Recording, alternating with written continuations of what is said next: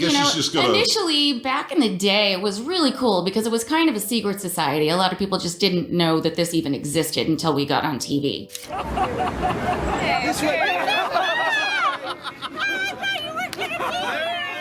For years, Brandi Passante kept her side of the story to herself. While millions of viewers watched Storage Wars, they saw the chemistry that made Brandi and Jarrod Schulz television stars. What they did not see was what was happening when the cameras stopped rolling. She stayed quiet through the breakup, through the rumors, and through years of public speculation. But now, that silence is gone. The woman who spent years protecting the story is finally talking about what the relationship was really like, what pushed it past the point of no return, and why she believes the truth can no longer stay hidden. So what happened behind the scenes, and why is Brandi speaking out now? Join us as we uncover the truth. Brandi Passante spent years refusing to say out loud, "Wrong turn, right man." There was nothing remarkable about 1999. Just a 19-year-old from Orange County walking into a carpet cleaning company in Tustin looking for work. She was sharp and funny in the way that people who've had to fight for space usually are. She grew up in California after her family moved from Harris County, Texas, and by her own account, her early years were not soft ones. She had brothers who were rough with her. She had learned early that the world did not automatically make room for you. You had to hold your ground or get pushed out of it. That toughness was not something she performed.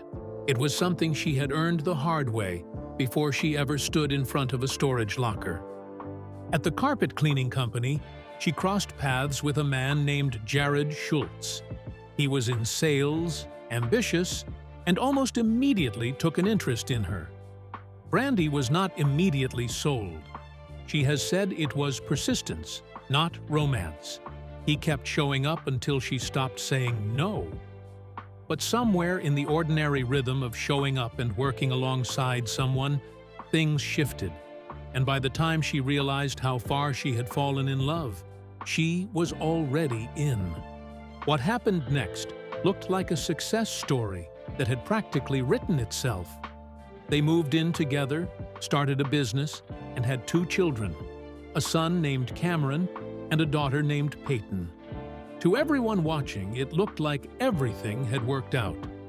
Jarrod pushed hard toward something bigger, and Brandi was beside him for all of it, not as a passenger, but as someone who was doing the actual, invisible, daily work of keeping everything upright. Before the lockers, there was a thrift store. Brandi and Jarrod opened Now and Then, a resale shop in Orange, California. And it was there, sorting other people's discarded things, pricing what others had written off, and figuring out what the market would actually bear, that Brandi learned the skill set that would eventually make her valuable to a television producer looking for people who knew how to read a room and a risk simultaneously. The show would later frame their bidding as instinct. However, it was not instinct. It was years of standing behind a counter, moving second-hand goods, and understanding the difference between what something looked like and what it was actually worth. Jarrod brought the swagger. Brandi brought the ledger.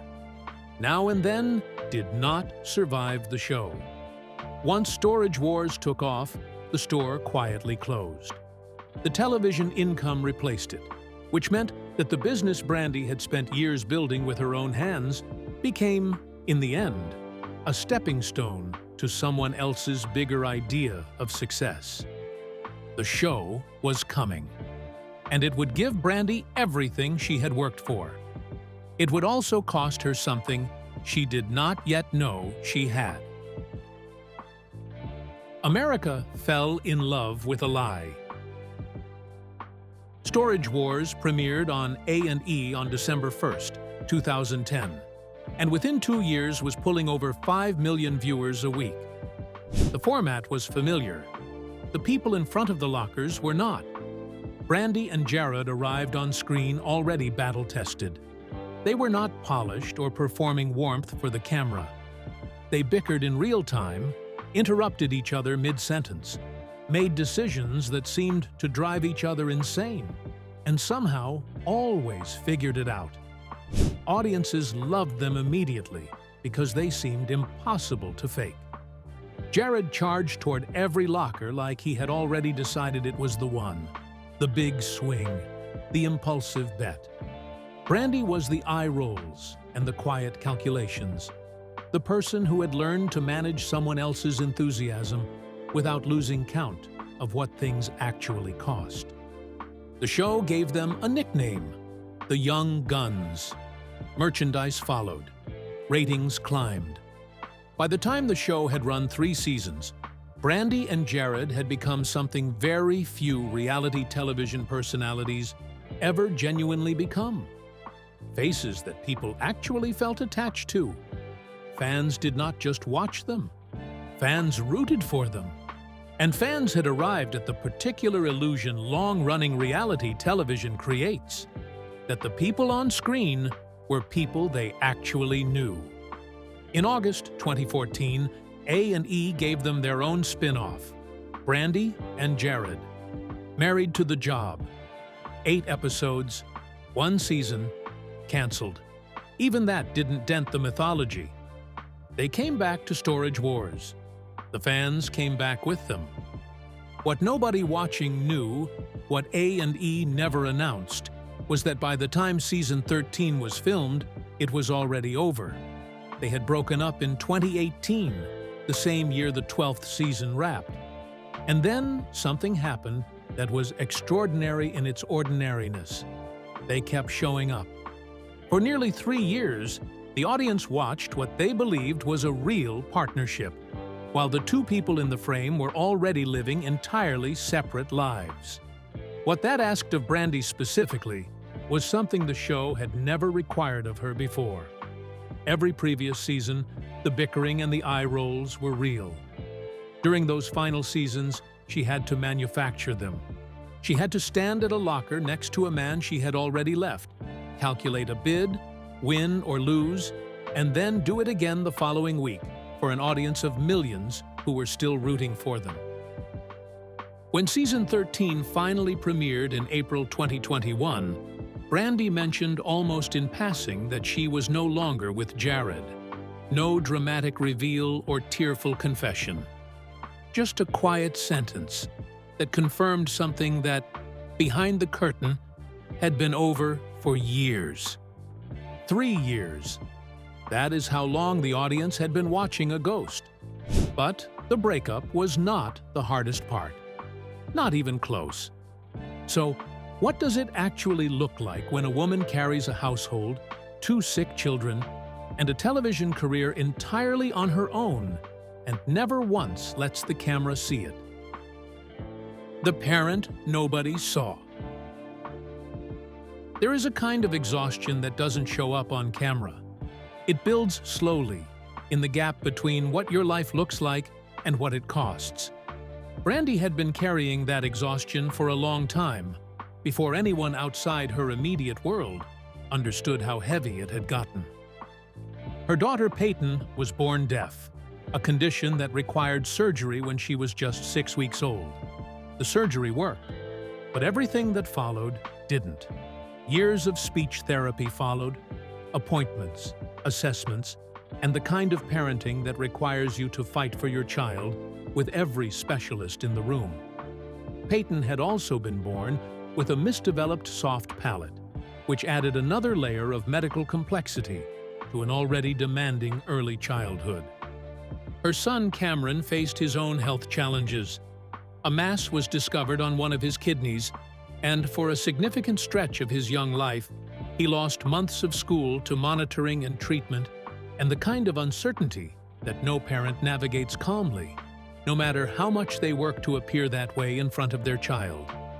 What made it harder was that Brandi was managing Cameron's kidney situation and Peyton's ongoing speech development during the same years Storage Wars was at peak ratings, the seasons when the fan mail was heaviest, when the Young Guns merchandise was moving, and when the show's producers needed them present and performing. There was no pause button or production hiatus for a child's hospital appointment. She showed up to those shoots, stood next to Jarrod in front of a locker, delivered the bickering and the eye rolls that kept 5 million people entertained, and then went back to a life the cameras were not following. She has described this period without self-pity, which is almost more unsettling than if she had not.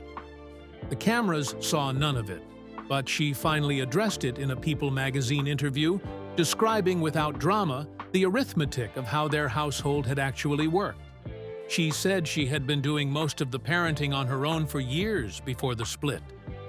That was simply how things had been. What she missed, she said, was not Jarrod.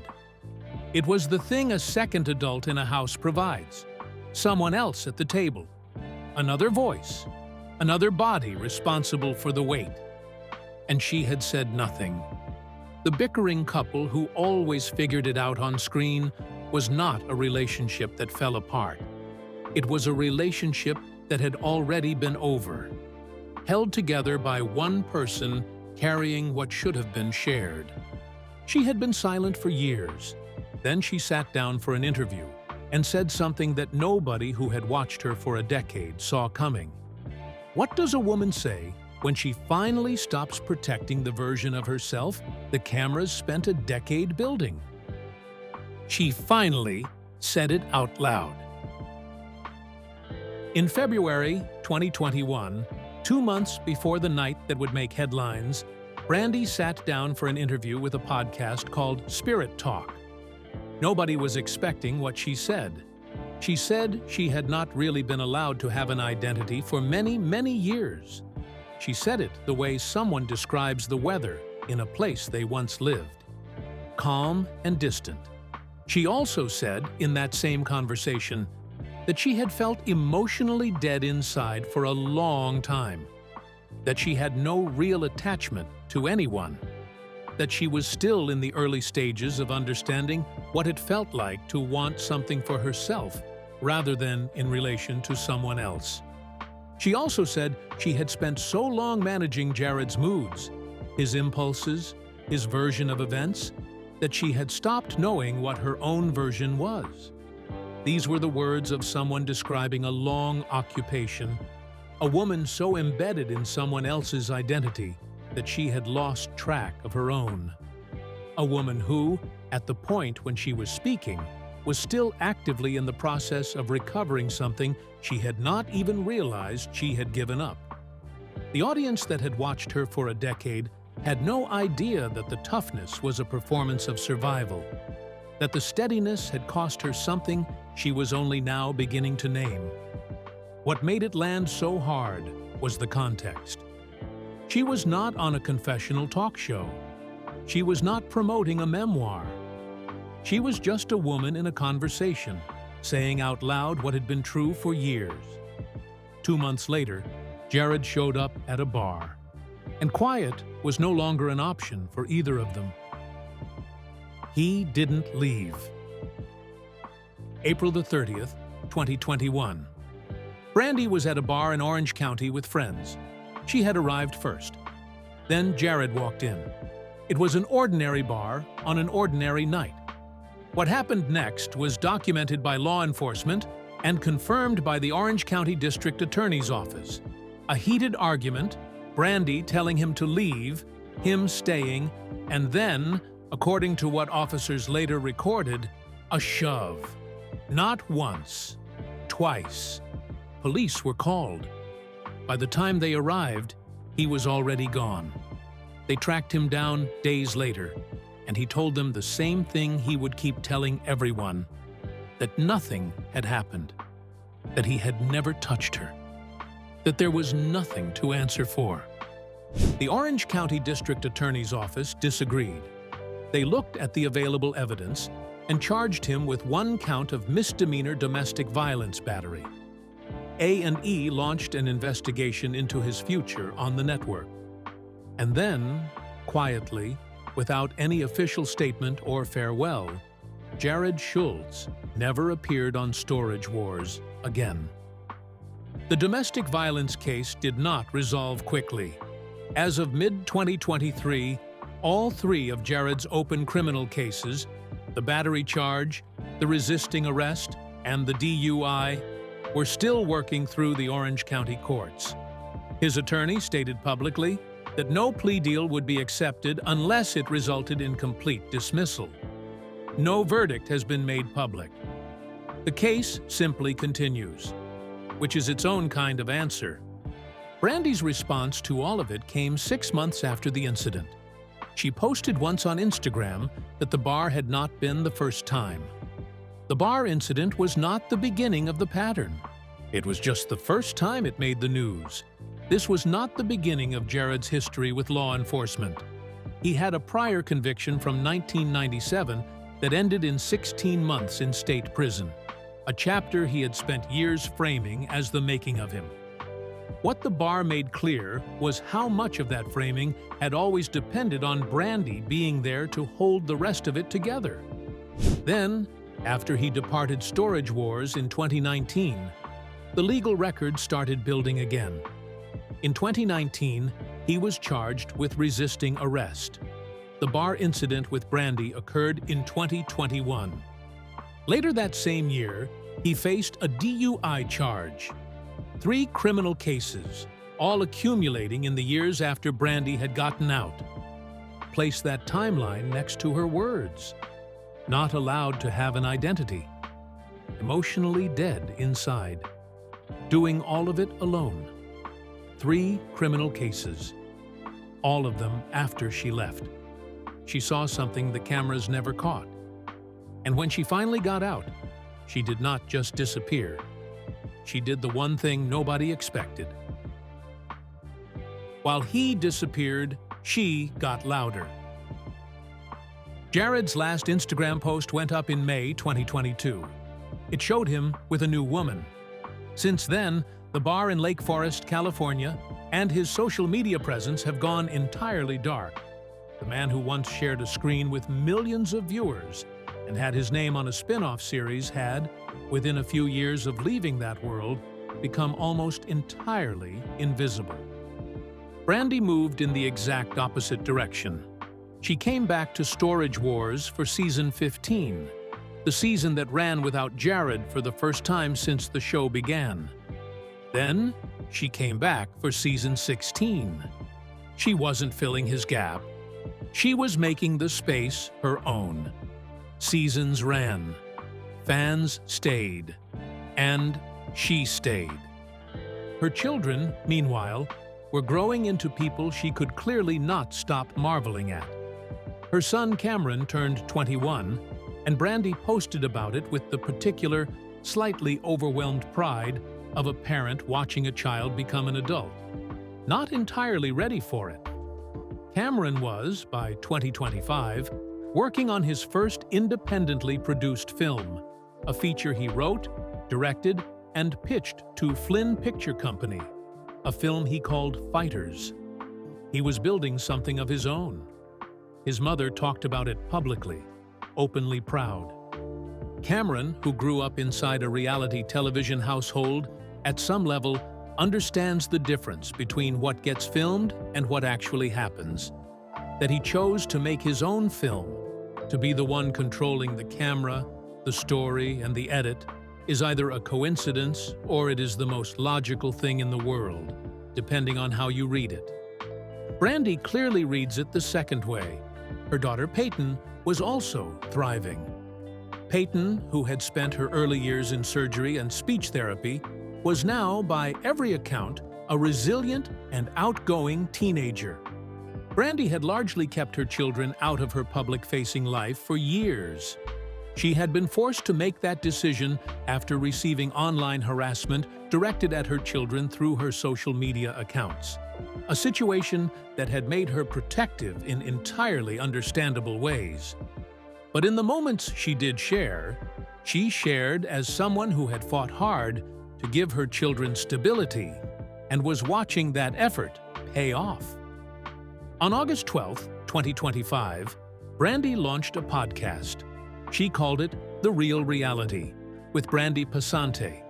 The first episode featured Mara Marini from Parks and Recreation. By episode 4, she had sat down with Cameron Britton from Mindhunter. Each guest was asked the same question in different ways.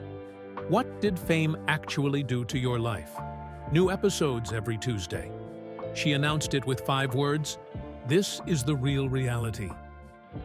Spend a moment with the name she chose. Not a Storage Wars callback, a reference to auctions or lockers, or any of the visual language that made her famous. The real reality is what she chose, as if the version of her life that 5 million people watched every week had been something else entirely. The woman who was not allowed to have an identity now has her name in the title of the show. The woman who felt emotionally dead inside is the one holding the microphone. She spent 15 years letting the world watch a version of her life. Now she decides what the world sees, and she is just getting started. If you watched Brandi and Jarrod for years and never saw any of this coming, does that say more about how well she hid it, or about how little reality television is ever actually real? What does it say about the rest of us that we watched the edited version and called it the truth? Share your thoughts with us in the comment section. Remember to like, share, and subscribe for more. Also, click the next video showing on your screen. You will enjoy it.